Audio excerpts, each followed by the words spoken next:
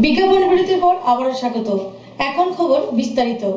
আজ দিল্লির রামলীলা ময়দানে ঐতিহাসিক মুখ্যমন্ত্রী পদে শপথ গ্রহণ করলেন দিল্লির সবচেয়ে কনিষ্ঠতম মুখ্যমন্ত্রী অরবিন্দ কেজরিওয়াল। তার সঙ্গে শপথ গ্রহণ করেন আম আদমি পার্টির আরো 6 মন্ত্রীও। আজ দিল্লির রামলীলা ময়দান আবারও সাক্ষী হলো এক ঐতিহাসিক মুহূর্তের। দিল্লির সর্বকনিষ্ঠ মুখ্যমন্ত্রী হিসেবে শপথ নিলেন আম আদমি পার্টির নেতা অরবিন্দ কেজরিওয়াল। তার বয়স ৪৫ বছর। আজ বেলা ১২টা ১২ মিনিটে রামলীলা ময়দানে শপথ নেওয়ার মধ্যে দিয়ে তিনি হলেন দিল্লির সর্বকনিষ্ঠ মুখ্যমন্ত্রী। তাকে শপথ বাক্য পাঠ করান দিল্লির উপরাজ্যপাল নাজিব জং।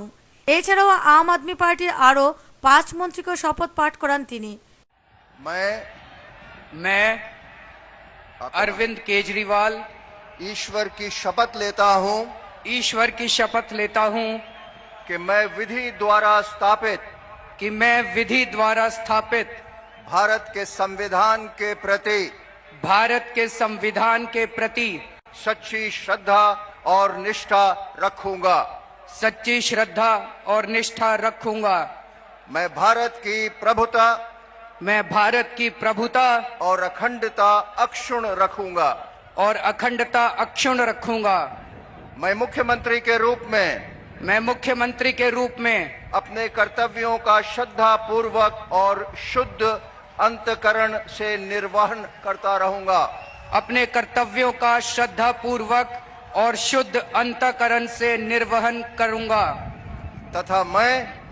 तथा मैं भय या पक्षपात अनुराग या द्वेष के बिना सभी प्रकार के लोगों के प्रति संविधान और विधि के अनुसार न्याय करूंगा। এর আগে কেজরিওয়াল ও তার মন্ত্রিসভার সদস্যরা মেট্রো রেলে চেপে বারখাম্বা পর্যন্ত আসেন। তারপর শপথ গ্রহণের জন্য গাড়িতে করে তারা রামলীলা ময়দানে পৌঁছান। সম্প্রতি দিল্লির বিধানসভা নির্বাচনে 70 আসনের মধ্যে আম আদমি পার্টি 28টিতে জয়ী হয়। বিজেপি 31 ও কংগ্রেস পেয়েছে মাত্র 8টি আসন। শপথ গ্রহণের পরে জনতার উদ্দেশ্যে ভাষণ ও রাখেন নবনিযুক্ত মুখ্যমন্ত্রী অরবিন্দ কেজরিওয়াল।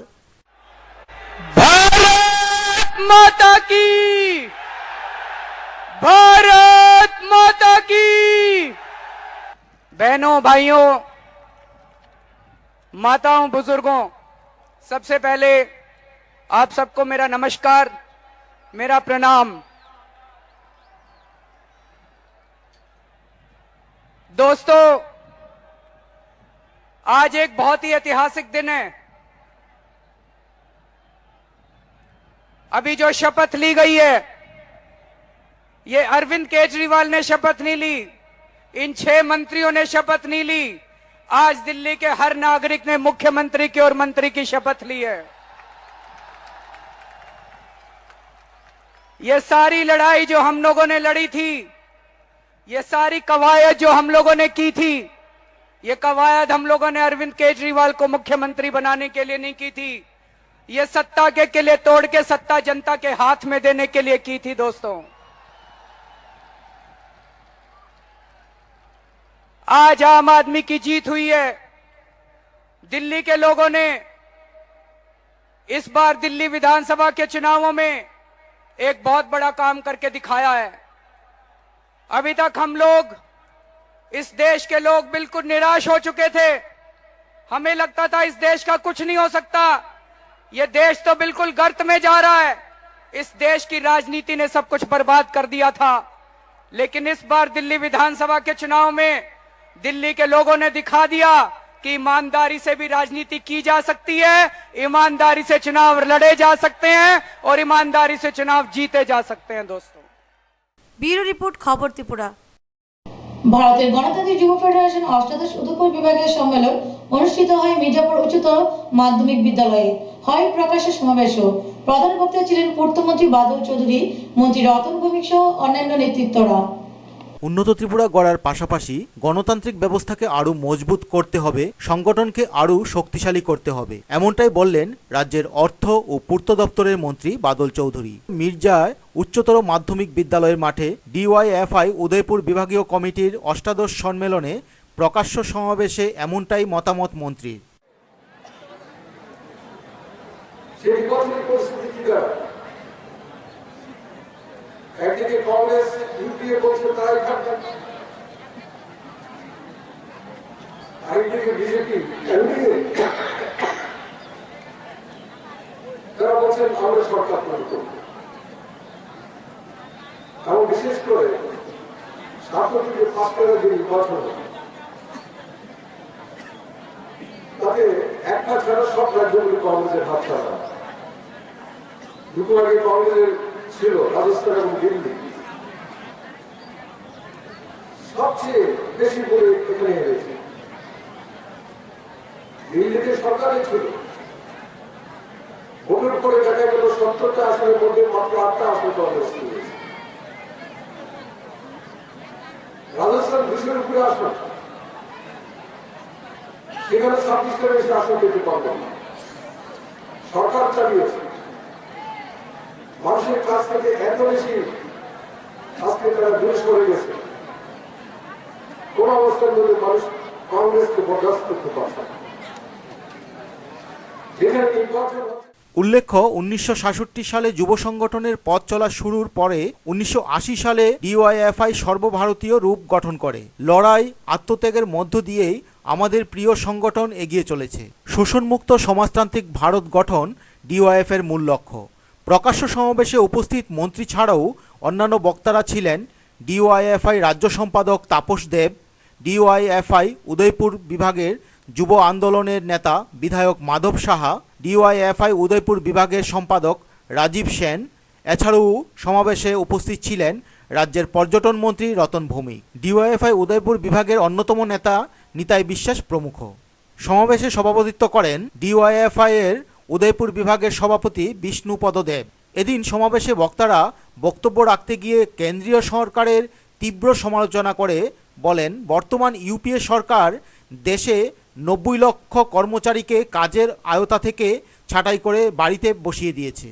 ডিওয়াইএফআই লক্ষ্য করছে দেশে ব্যয় সংকোচন নীতি তৈরি হয়েছে বর্তমানে। এমনটাই বললেন ডিওয়াইএফ রাজ্য সম্পাদক তাপস দত্ত।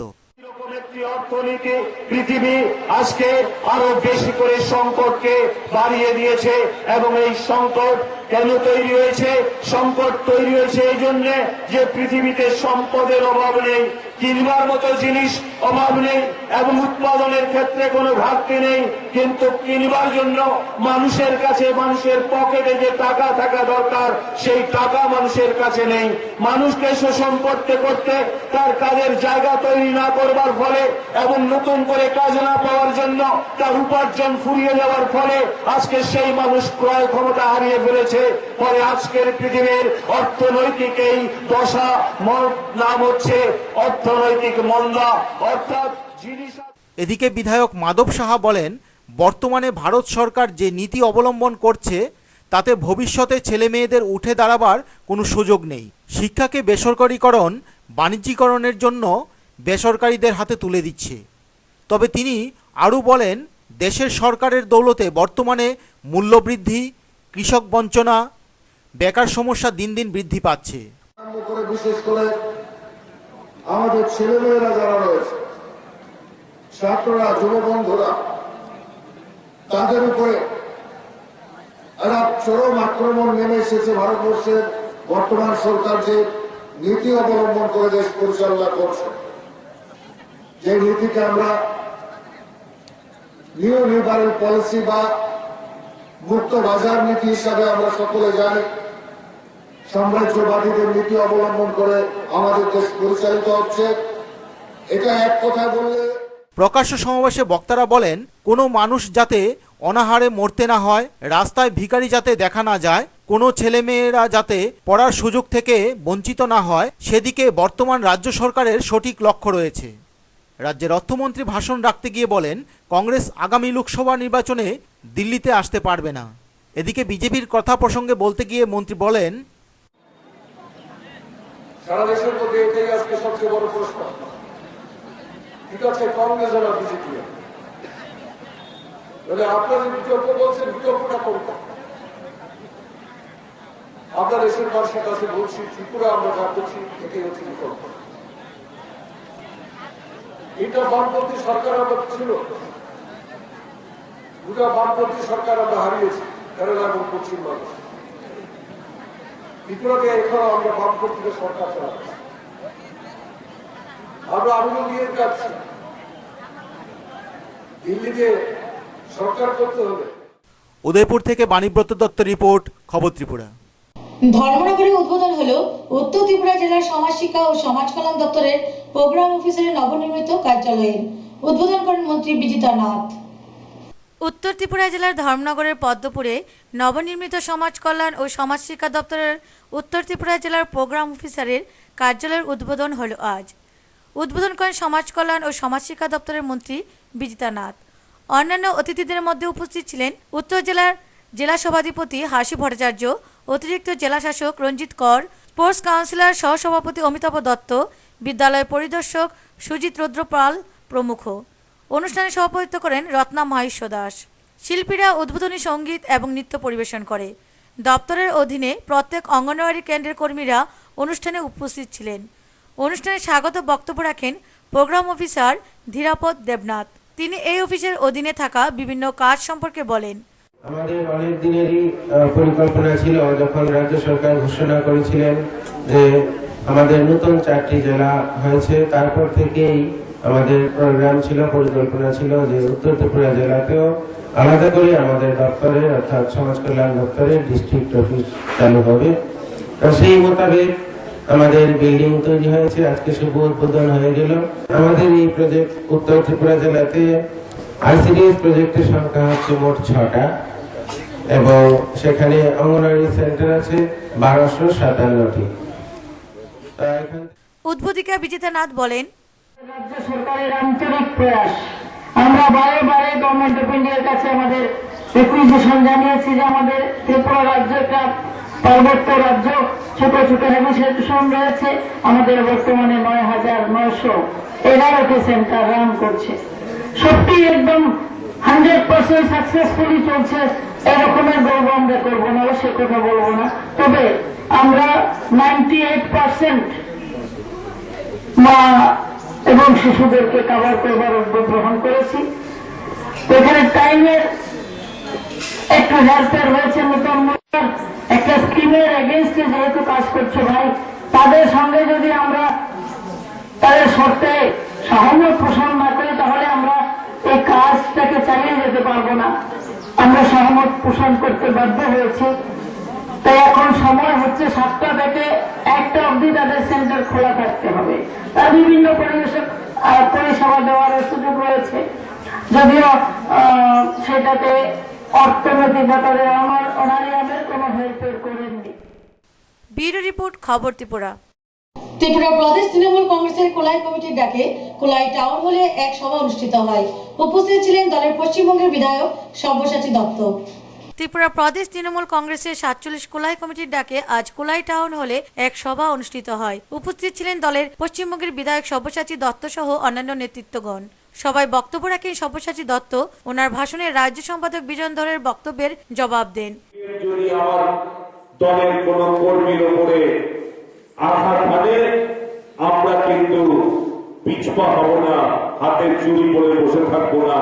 আপনারাও আসেন কলকাতায়, আমরা সসম্মানে আপনাদের গ্রহণ করি। সেই জন্য আমি দেখলাম পত্রপত্রিকায়, এখানে একটি পত্রিকা আমার সামনে রয়েছে, পত্রপত্রিকায় বেরিয়েছে এয়ারপোর্ট নাকি আমার নিজের সম্পত্তি কিনা। এয়ারপোর্ট কারোর নিজের সম্পত্তি নয়, কিন্তু আমরা কাজ করতে গিয়ে এই সভায় বিভিন্ন দল ত্যাগ করে 53 পরিবার তৃণমূলে যোগ দেন। ব্যুরো রিপোর্ট, খবর ত্রিপুরা। 65তম প্রজাতন্ত্র দিবস এবং 43তম প্রতিষ্ঠা দিবস বিভিন্ন কর্মসূচির মাধ্যমে উদযাপন করবে রাজধানী ব্লু লুটলাস ক্লাব। এক সাংবাদিক সম্মেলনে এই কথা জানান ক্লাব সদস্য উত্তম সাহা। 65তম প্রজাতন্ত্র দিবস এবং 43তম প্রতিষ্ঠা দিবস আগামী 23 জানুয়ারি থেকে 26 জানুয়ারি বিভিন্ন কর্মসূচির মাধ্যমে উদযাপন করবে ধলেশ্বরস্থিত ব্লু লোটাস ক্লাব। প্রেস ক্লাবে আহত এক সাংবাদিক সম্মেলনে এ সংবাদ জানান ক্লাবের সদস্য উত্তম সাহা। তিনি জানান, এই উপলক্ষে আগামী 12 জানুয়ারি সকাল 9টায় ক্লাব প্রাঙ্গণে বিনামূল্যে স্বাস্থ্য শিবির এবং স্বাস্থ্য বিষয়ক আলোচনা সভার আয়োজন করা হয়েছে। একই সঙ্গে 19 জানুয়ারি করা হবে বিবাহ নিবন্ধীকরণ ও প্রমাণপত্র প্রদান। 23 জানুয়ারি রক্তদান, চক্ষুদান ও দেহদান শিবিরের আয়োজনও করা হবে ক্লাব প্রাঙ্গণে। তিনি আরও জানান, আমাদের খেলাধুলা কিন্তু কিছু স্টার্ট হয়ে গেছে অলরেডি, এবং আমরা গতকালকেই ব্যাডমিন্টন টুর্নামেন্টের উদ্বোধন করেছি। এরপরে যেটা দিন রাত্র অর্থাৎ দিবারাত্রি 5-a-side football, cricket tournament, badminton, carrom, bridge, 1 ইয়ার ইত্যাদি খেলাগুলো কিন্তু টাইম টু টাইম চলবে, এবং তার জন্য যে অনুষ্ঠান সূচি আমরা সর্বস্তরের মানুষদের কাছে পৌঁছে দিচ্ছি। আমরা যারা সংবাদ মাধ্যম থেকে এসছে তাদেরকে পৌঁছে দিচ্ছি, বিভাগ উত্তীর্ণ হয়েছে তাদেরকে সম্বর্ধনা দিচ্ছি। ব্যুরো রিপোর্ট, খবর ত্রিপুরা। কোলাই এলাকায় এক রাতে 5টি বাইক চুরির কাণ্ডে একজনকে গ্রেপ্তার করতে সক্ষম হয়েছে পুলিশ। ধৃত চোরের নাম শুভাশিস শিব। তার বিরুদ্ধে বিভিন্ন থানায় অনেকগুলি মামলা রয়েছে। বহু সমাজ বিরোধী কর্মকাণ্ডের নায়ক আবার পুলিশের জালে। কোলাই এলাকায় এক রাতে 5টি বাইক চুরি কাণ্ডে একজনকে গ্রেপ্তার করল পুলিশ। তার নাম শুভাশিস শিব। এই নামে পশ্চিম থানায়, সালেমা, আমবাসা, ধর্মনগর থানায় একাধিক মামলা রয়েছে। কয়েকদিন আগে গাড়ি চুরি কাণ্ডে এক মহিলা সহ 5 জন গ্রেপ্তার করে ধর্মনগর থানার পুলিশ। তাদের মধ্যে শুভাশিস একজন। সে প্রথমে টিএসআর এর চাকরি করত, স্বভাবদোষে চাকরি চলে যায়। তার কিছুদিন পর কয়েকদিন সাংবাদিকতা ও করে, কিন্তু পুনরায় ফিরে এলে পুরনো মেজাজে। বর্তমানে শুভাশিস 3 দিনের পুলিশ রিমান্ডে, কিন্তু পেটের ব্যথার কারণ দেখায় বর্তমানে সে হাসপাতালে ভর্তি আছে। ব্যুরো রিপোর্ট, খবর ত্রিপুরা। আমবাসা মহকুমা প্রশাসনের উদ্যোগে প্রাকৃতিক দুর্যোগ মোকাবেলার জন্য এক মহড়া অনুষ্ঠিত হয় আমবাসা বাজারে। এতে প্রথমে সাধারণ মানুষের মধ্যে চাঞ্চল্য ছড়ালেও পরে বুঝতে পারে যে এটি মহড়া। আজ সকাল আনুমানিক 10:30টায় আমবাসার সাপ্তাহিক হাটবার। দূর দূরান্ত থেকে মানুষের যখন বাজারে সমাগম শুরু হয়, ঠিক তখন প্রাকৃতিক দুর্যোগ ভূমিকম্প শুরু হয়। মানুষের দৌড়ঝাঁপ শুরু হয়। জানা যায় আমবাসা মহকুমায় প্রায় 5টি স্থানে ভূমিকম্পের প্রভাব লক্ষ্য করা গেছে। সঙ্গে সঙ্গে শুরু হয় নিজেদের প্রাণ রক্ষার চেষ্টা। প্রশাসনের শুরু হয় দৌড়ঝাঁপ। ঘটনাস্থলে পৌঁছায় NDRF এর দল। তারা দ্বিতল বাড়ি ঘর থেকে আহতদের উদ্ধার করার কাজ শুরু হয়ে যায়। এমন সময় 44 নং জাতীয় সড়কের যান চলাচল বন্ধ করে দেওয়া হয়। জানা যায় এই দুর্যোগে প্রায় আহত হয়েছে 2 শতাধিক। তাদের মধ্যে মহিলা এবং বাচ্চাদের সংখ্যা বেশি। আহতদের ধলাই জেলা হাসপাতালে নিয়ে যাওয়া হয়। প্রশাসনের আধিকারিকগণ আহতদের খোঁজ খবর নিয়েছেন।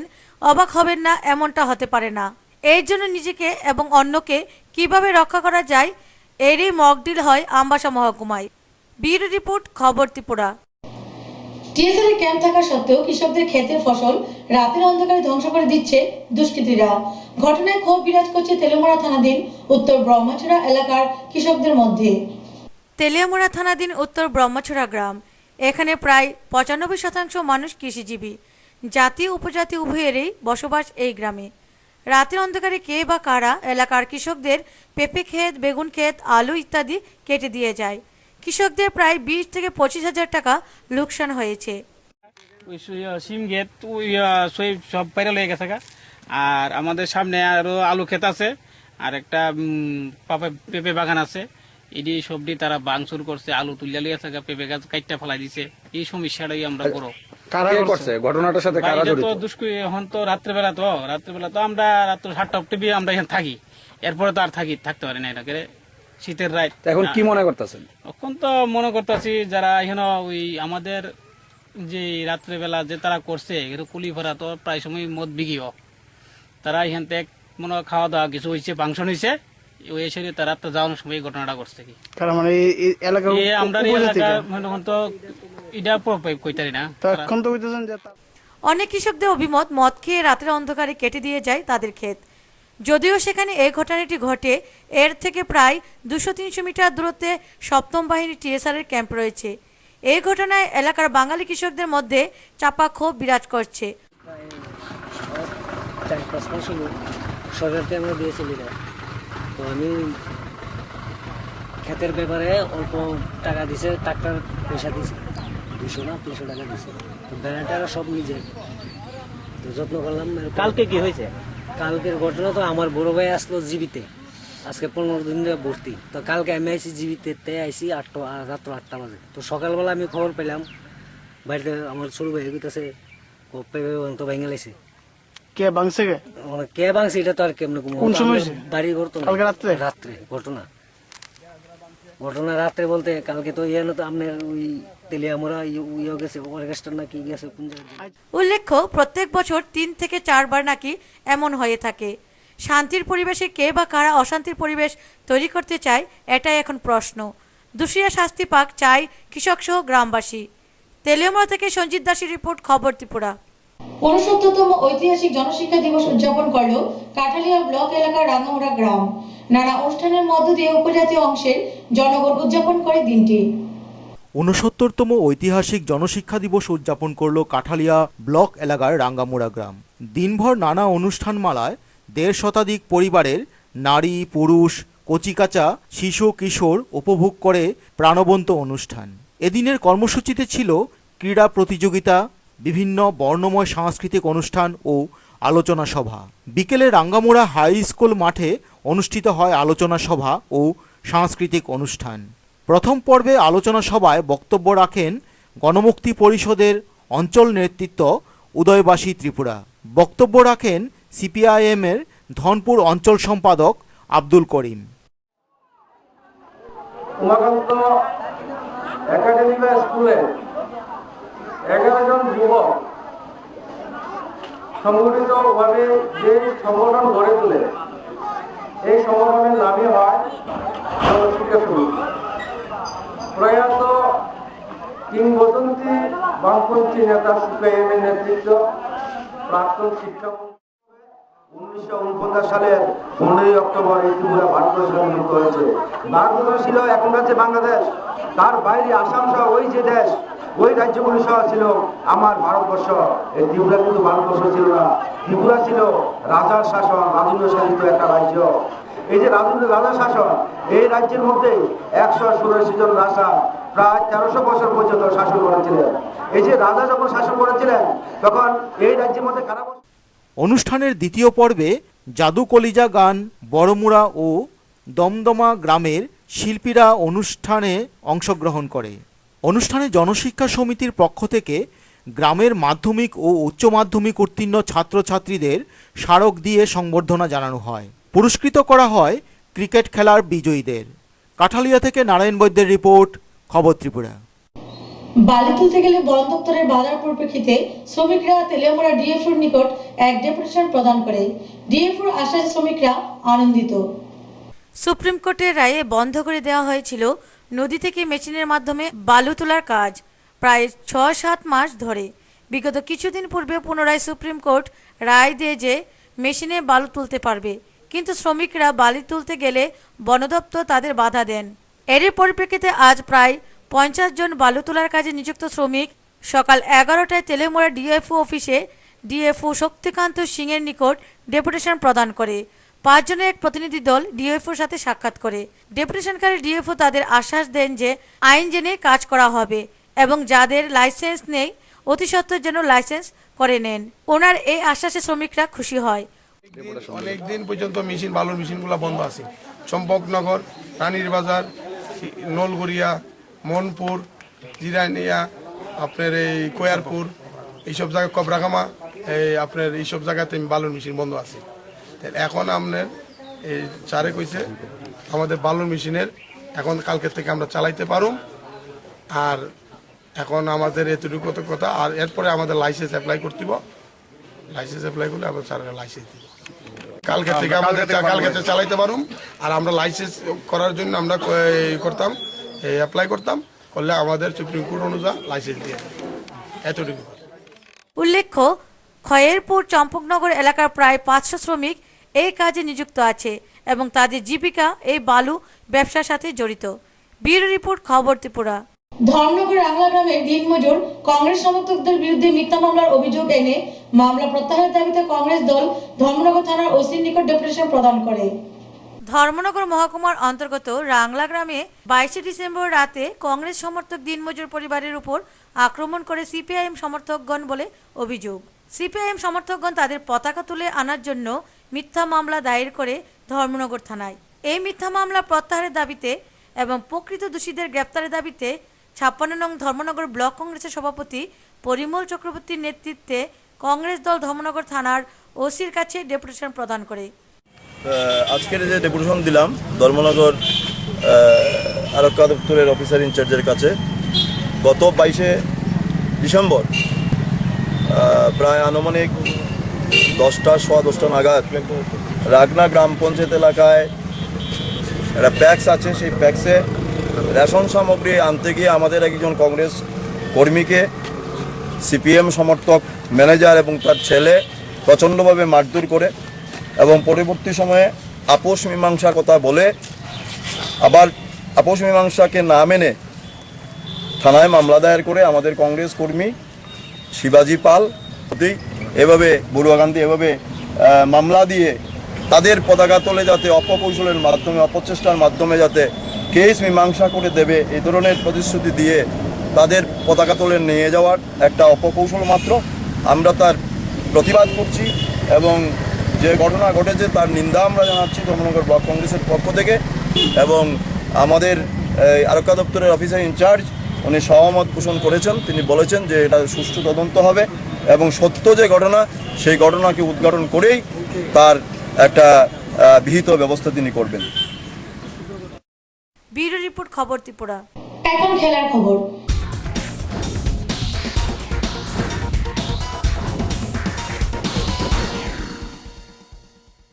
সিপাহীজলা জেলাভিত্তিক পাইকা ক্রীড়া প্রতিযোগিতা আজ অনুষ্ঠিত হয় কুলুবাড়ি দ্বাদশ শ্রেণী বিদ্যালয়ের মাঠে। উদ্বোধন করেন বিধায়ক শ্যামল চক্রবর্তী।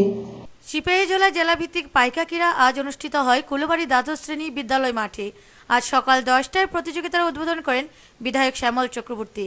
এছাড়াও উপস্থিত ছিলেন বক্সনগর পঞ্চায়েত সমিতির চেয়ারম্যান শামসুল হক, বিডিও মৈত্রী দেবনাথ, সিপাহীজলা জেলা যুব ক্রীড়া বিষয়ক অধিকর্তা কাবেরী দেববর্মা, সোনামুড়া যুব ক্রীড়া দপ্তর উপ অধিকর্তা সমীরণ চক্রবর্তী প্রমুখ। উদ্বোধকের ভাষণে বিধায়ক শ্যামল চক্রবর্তী বলেন, এর মধ্যে দিয়ে কিন্তু হয় না। জীবনের একটা ভালো জায়গায় যেতে গেলে পরে আর্থিক বিকাশের সাথে লেখাপড়া, সাংস্কৃতিক কাজকর্ম এবং খেলাধুলা এই বিষয়গুলি আমাদের যুক্ত হতে হবে, আমাদের যদি ভালোভাবে তৈরি হতে হয়। কাজে এটাও একটা বিরাটভাবে দরকার। আবার চলার পথে আমাদের শরীরকে যদি সুস্থ রাখতে হয় তাহলে ফিজিক্যাল এডুকেশন একটা বড় বিষয়। আমাদের শরীর যাতে সুস্থ থাকে, শারীরিক দক্ষতার জন্য, সুস্থতার জন্য খেলাধুলা আমাদের অপরিহার্য। এই সব জায়গায় হয়ে গেলাম, এক জায়গায় আমরা খেলাধুলা করব, একই মাঠের মধ্যে এক জায়গায় আমরা খাওয়া দাওয়া করব। কিন্তু এখানে যারা খেলোয়াড় আছে ছোট ছোট, তারা যদি মাঠের মধ্যে একবার চিন্তা করি, আমরা তো সবাই এক জায়গায় খেলাম, কোনো অসুবিধা হলো না, আমাদের সবার বাড়িতে।